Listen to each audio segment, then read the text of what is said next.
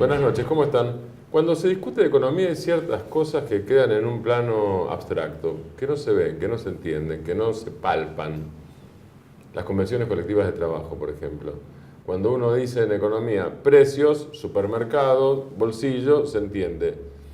Convenciones colectivas también para los que la viven y después para los que viven los resultados. Pero, ¿cómo se genera esto? ¿Cómo se negocia? ¿Cuáles son las variables? ¿Cuáles son las variables que tiene un sindicalista cuando se sienta en la mesa con los patrones del gremio correspondiente? Hoy está con nosotros Sergio Palazzo, secretario de la Asociación Bancaria, uno de los gremios que llegó a los mejores acuerdos, creo yo, dentro de lo que es la política económica, dentro de lo que son los márgenes de la política económica, sobre todo en este año en la Argentina. Sergio, gracias por estar acá.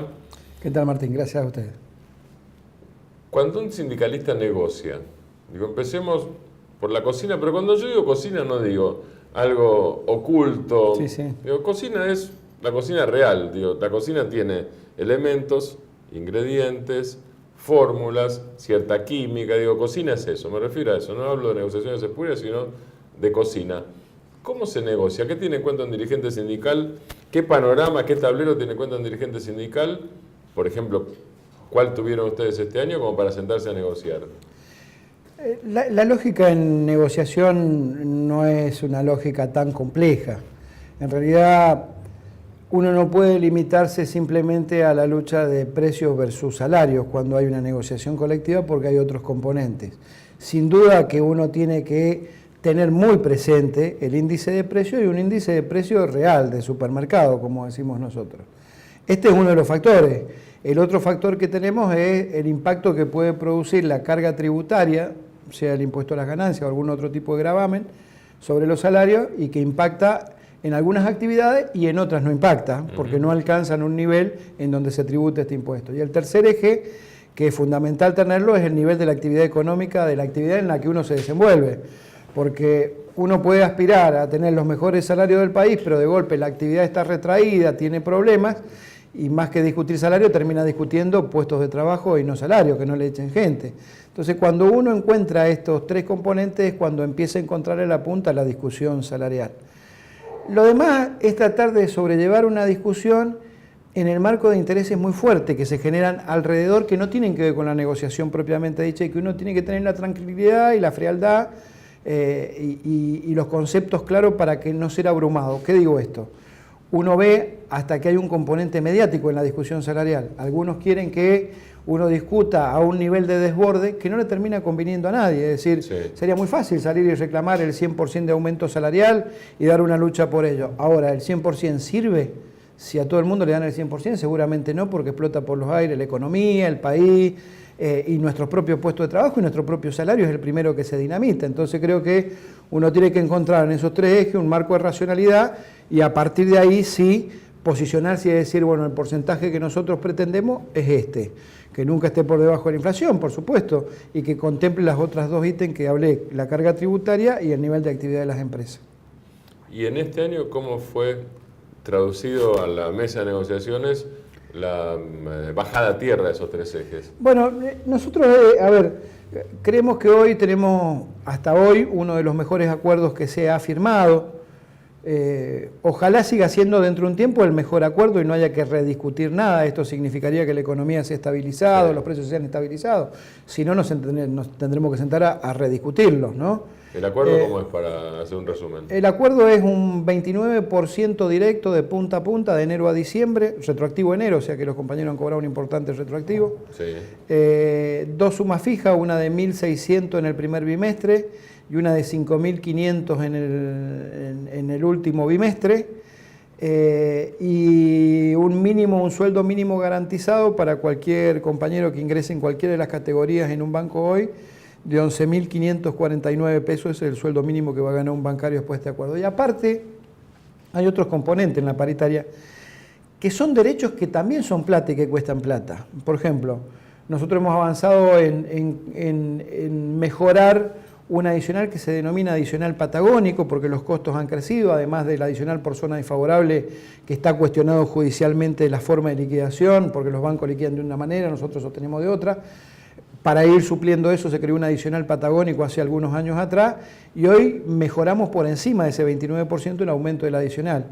Se crearon adicionales como por ejemplo, hace 2 años creamos el adicional por guardería, que antes era un beneficio que los bancos daban y hoy está convencionado y es una obligación que tienen de abonarlo, y este año avanzamos y ya no le tienen que pedir a las compañeras ningún tipo de recibo de cuánto pagan de guardería y se fijó un monto de casi 2.000 pesos, 1.900 O sea, lo que hace falta es que haya hijos en una determinada edad y ahí se paga guardería. Exactamente, a las compañeras y a los compañeros que tienen la tutela de esos hijos también. Entonces, son cuestiones que a lo mejor son particulares, que tienen un solo sector que las percibe, pero que son plata para esos sectores y que nosotros estamos avanzando en eso. Avanzamos el año pasado en más días de licencia por adopción, por ejemplo, o por paternidad. Estamos trabajando en la creación de los comités mixtos de salud en cada una de las entidades financieras, eso también es plata, y son derechos que se van consiguiendo. Y para nosotros lo más cautivante esta negociación, independientemente de que es un buen acuerdo, y como digo, a hoy es el mejor acuerdo, es que nosotros dejamos sentado una cláusula que el sector empresario y nosotros empieza a discutir un nuevo convenio colectivo de trabajo integralmente de todos los derechos de los bancarios, y que en 9 meses tiene que llevar una posición al Ministerio respecto a esto. Nuestro convenio colectivo data del año 75, el año que viene cumple 40 años. Sí. Y si bien es sabio en su conformación, no menos cierto es que habla muy mal de nosotros los dirigentes si a 40 años no podemos actualizar la relación laboral a lo que es el mundo laboral hoy. Algunas cosas habrán cambiado en el trabajo de los bancarios. Y en el sistema financiero lo que cambió, como en ninguna otra actividad, es la sistematización, por ejemplo. Claro. Y te imaginás que en el año 75 hablabas de un adicional de gravo perfo-verificador en sistema, y hoy tenés que hablar de seguridad informática para que no te vulneren una cuenta y termines con un sumario. Entonces me parece que son cuestiones que tienen que haber. En el año 75 no había una gran cantidad de mujeres en el sistema financiero, hoy son el 42% de la masa salarial y sufren discriminación en el sistema financiero. De los 50 mejores sueldos del sistema financiero, solo el 18% son mujeres, cuando en realidad son el 42% de la fuerza laboral. Ahí hay que investigar qué pasa, diagnosticar y tomar decisiones dentro del convenio colectivo que no permiten este tipo de barbaridades. Entonces, creo que lo que más nos apasiona a aquellos dirigentes que tenemos una gestión proactiva es poder discutir las condiciones de trabajo en el 2014 que tienen los bancarios y que se plasmen en un nuevo convenio colectivo de trabajo. Ahora, ¿en cuánto puede decir la bancaria que llegó a un buen acuerdo por capacidad de negociación y en cuanto a un buen acuerdo porque la rentabilidad del sector financiero fue alta? Yo creo que es compartido el concepto, es muy buena la pregunta, es decir, nosotros podemos pedir porque el sistema financiero es rentable y en parte tiene que ver con la dinámica de negociación, con que nosotros nos tratamos de capacitar mucho ante la discusión salarial con el sector empresario, y también tiene que ver que podemos pedir porque al sector le va bien. Nosotros hemos tenido etapas donde quizás los acuerdos salariales no han sido buenos, pero en el 2001 nosotros teníamos que cuidar que no nos echaran más gente de la que estaban echando en lugar de discutir salarios. O en el mismo 2007, que quizá no fue todo lo satisfactorio el aumento salarial del que se pensaba obtener, pero logramos reincorporar más de 700 compañeros que habían sido despedidos por los bancos producto de la crisis financiera internacional que golpeó en la Argentina también. Sí. Y si te corres por un momento, si te corres del papel de secretario de la bancaria, que al sector financiero le vaya bien, ¿es bueno o es malo? No para los trabajadores, para el conjunto de los trabajadores argentinos, o en todo caso para el conjunto de la población. ¿Y hasta qué punto sería bueno? Yo no estoy hablando de quiebra bancaria, porque la quiebra bancaria, digamos, la quiebra de los bancos es un síntoma de que la economía anda mal. Eso ya lo vivimos en Argentina. Y no pongamos como modelo el 2001 porque estaríamos locos con el peso del 99 al 2001.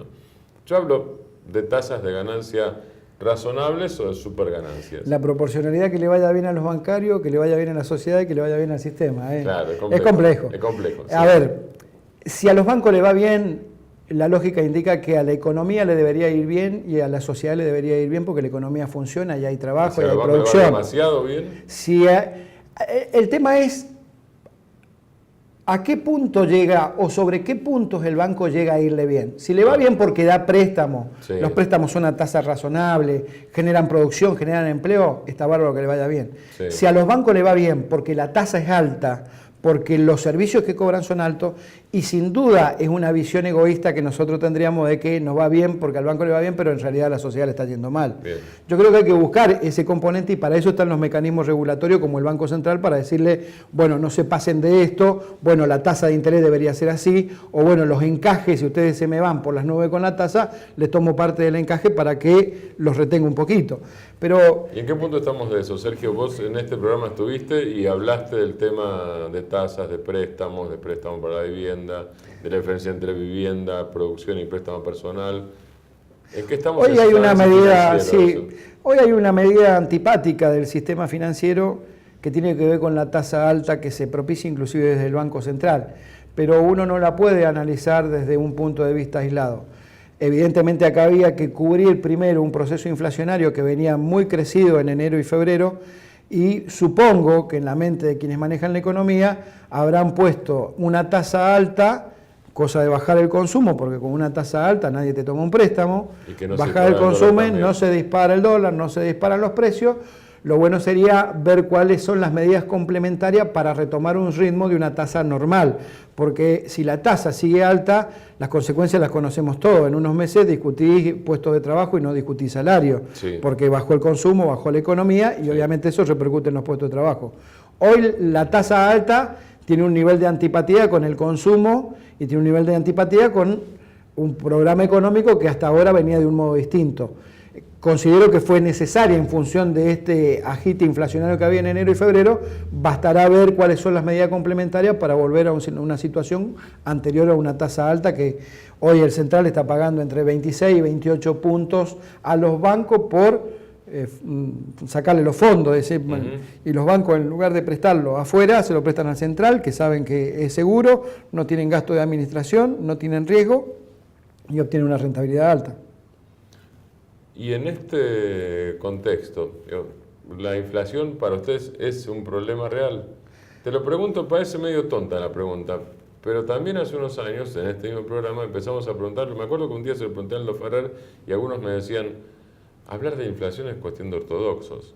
Entonces directamente Aldo Ferrer en este programa le digo, Aldo Ferrer, vos no podés decir que sea ortodoxo, ¿no es cierto? Yo no lo soy, pero no importa. Sí. Estamos hablando de Aldo Ferrer, que es una figura del pensamiento económico. Digo, Aldo, ¿podemos hablar de inflación? ¿Podemos discutir de inflación quienes no somos ortodoxos? Y Aldo dice, no podemos, debemos. Dice, porque si no le dejamos el camino de la discusión solamente a los ortodoxos y la forma de resolver la inflación va a ser ortodoxa y ya sabemos en Argentina cuál es. Es muy buena definición la de Ferrer. ¿La visión de ustedes cuál es, Sergio? Nosotros creemos que hay que discutir el tema de la inflación. Es decir, es cierto que la inflación ha crecido en este último tiempo y afecta en forma directa el salario de los trabajadores más que a nadie. Ahora, hay que discutir los mecanismos con los que se baja la inflación. Si el mecanismo es el enfriamiento de la economía, si el mecanismo es el ajuste, si el mecanismo es la realización o ventas de activos de la nación como fueron las privatizaciones para cubrir los déficits, y me parece que vamos por mal camino. Coincido con Aldo Ferrer cuando dice le dejamos a la ortodoxia que tome las recetas que ya ha tomado y que han fracasado en el mundo. Creo que en un principio haber apuntado a una política de consumo interno en el país es muy saludable porque no solo fortalece el consumo interno, fortalece la capacidad de adquisición y la preservación del salario.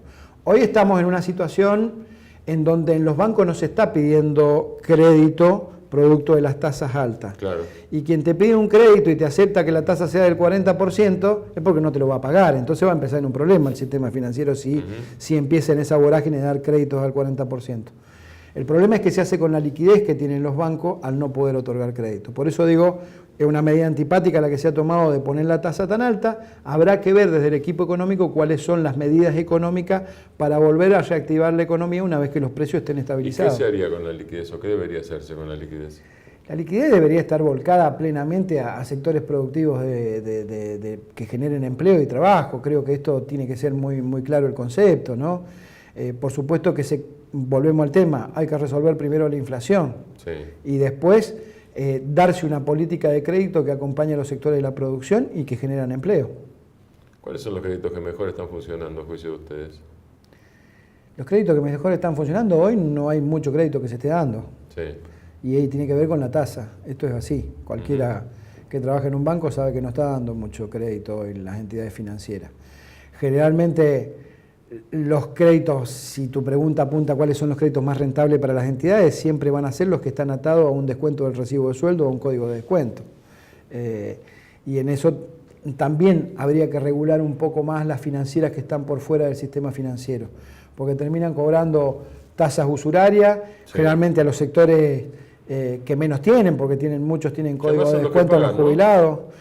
Pero es que te lo descuentan del recibo de sueldo, del recibo de un jubilado, y te cobran una tasa descomunal. El premio Nobel, hablando de microcrédito, dice, se cree que el más pobre no paga, el que paga siempre es él. Y porque tiene un compromiso moral, y en este caso, aparte del compromiso moral, está atado a una situación de descuento vía directa, entonces no tienen por qué cobrarle una tasa tan alta si tenés grado de incobrabilidad 0 virtualmente. Entonces, eso es lo que es más rentable para las entidades financieras, y creo que debería haber una regulación muy fuerte sobre aquellas financieras o aquellas cuevas que hoy prestan, primero para saber el origen de los fondos, y segundo, sí, para que la gente no vea cómo le esquilman el bolsillo con una tasa de interés. Sergio, ¿es bueno o es malo que exista más de una CGT o más de una central obrera? Primero para los trabajadores y luego para el país, te pregunto. Es una pregunta en la que me pones en una contradicción ideológica, porque yo soy radical y sostengo y creo en el modelo sindical que tiene profundas raíces peronistas. Yo creo que la división de las centrales de trabajadores es muy mala para el trabajador. Y explico y doy los fundamentos de por qué creo en este modelo sindical. Si bien este modelo sindical, que tiene profundas raíces peronistas, está arraigado en la defensa del trabajador, no menos cierto es que surge de una ley de consenso. La 23.551 es una ley sancionada durante el gobierno de Alfonsín con la unanimidad de los votos de todos los partidos con representación parlamentaria y con el consentimiento de la gran mayoría de los sindicatos argentinos, independientemente del posicionamiento que tengan hoy. Y por otro lado, porque considero que en la Argentina el poder económico y el establishment y los poderes establecidos son los que hacen un abuso del poder, no la dirigencia sindical porque tenga este modelo. ¿Cómo resuelven su crisis los sectores empresarios? Se juntan, fusionan sus empresas para ser más poderosos y tener una posición dominante del mercado. Sí. ¿Y por qué nosotros tenemos que abrevar en un modelo divisionista y en un modelo que nos segrega? Al contrario, si quieren reformar algo del modelo sindical en función de estos fallos de la Corte, libertad sindical, háganle una modificación a la 23.551, que es que no puede haber restricciones para ser candidato, salvo las mínimas, que tengas un año afiliado al sindicato o que tengas 2 años en la empresa para saber de qué estás hablando. Pero que no hayan restricciones para ser candidato. Entonces vamos a tener sindicatos fuertes y poderosos que discutan con el poder económico, que es fuerte y poderoso. En la Argentina, los gobiernos pueden haber cometido muchos errores, el de Isabel Martínez de Perón, el de Alfonsín, la alianza con De la Rúa, pero los golpes de Estado no se lo hicieron los trabajadores porque hicieran 13 paros, 12, 11, se lo hizo el poder económico. Estallaron los precios en los 70, estallaron los precios en el gobierno de Alfonsín, fue el corralito en el gobierno de De la Rúa, no fueron los trabajadores fueron detrás de las consecuencias de un impulso de poder que tiene el sector. Y cuando uno permite y revolea personerías gremiales para todos lados y admite que esto de la libertad sindical tiene que ver con crear varios sindicatos por actividad, lo que termina haciendo en definitiva es dándole más poder al que ya tiene poder y hace daño institucionalmente en un país. ¿Y hay chance de reunificación? Yo siempre aspiro a que sí, no sé si tendré un optimismo estúpido, pero me parece que... Cuando vos dices aspiro, ¿trabajás para o aspirás y no estás trabajando en este momento? No, nosotros hemos adoptado una posición porque vemos que hay posiciones que están muy encontradas hoy en el sindicalismo. En síntesis? Nosotros estamos en una posición independiente en donde tenemos una agenda de temas que coincide a veces con la CGT Azopardo y a veces no.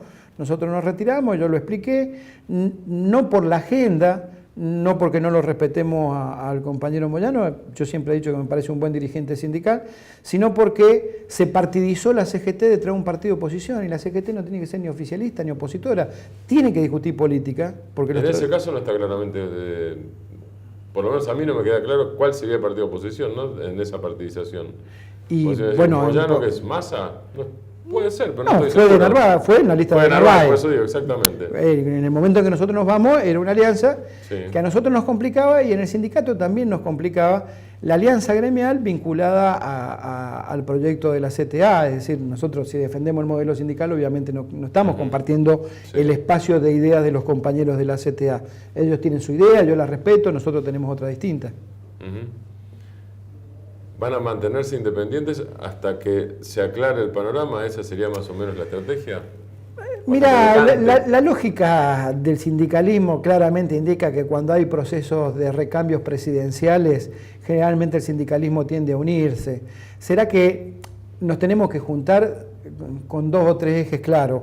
Uno tiene que ser de poner actitudes personales y egoístas. La asociación bancaria va a poner sus mejores hombres, sus mejores ideas detrás de la unidad del movimiento obrero, con cargo o sin cargo dentro de ella. Y lo segundo que tenemos que hacer es una agenda de temas y cómo la seguimos, la agenda de temas, y no que la agenda de temas la seguimos un día porque estamos bien con el gobierno y otro día porque jugamos en un partido de oposición. ¿El principal tema de la agenda cuál sería hoy? El principal tema de la agenda me parece que es un tema muy grave que sufre el país hace años, que tiene que ver con el trabajo al negro. El segundo tiene que ver con la generación de empleo, porque hay mucho empleo o personas que figuran, ciudadanos, compatriotas nuestros que figuran con un empleo y en realidad tienen algún tipo de plan o ayuda social que les genera una carga horaria mensual o semanal que ante los índices aparece como que tiene empleo y no tiene empleo, en realidad es una relación informal. Entonces me parece que estas 2 cuestiones hay que corregir y dentro de los que tenemos salarios y posibilidad de tener salarios altos, obviamente hay que discutir una reforma tributaria en donde se cargue la presión tributaria en otros sectores y no en el bolsillo del trabajador que lo termina pagando a través del IVA o a través del impuesto a las ganancias. Sergio, muchas gracias. No, gracias a vos. Nos vamos hasta el próximo domingo. Como dice siempre Lula, la democracia es movimiento perpetuo y la política no es un pacto de silencio. Gracias a ustedes.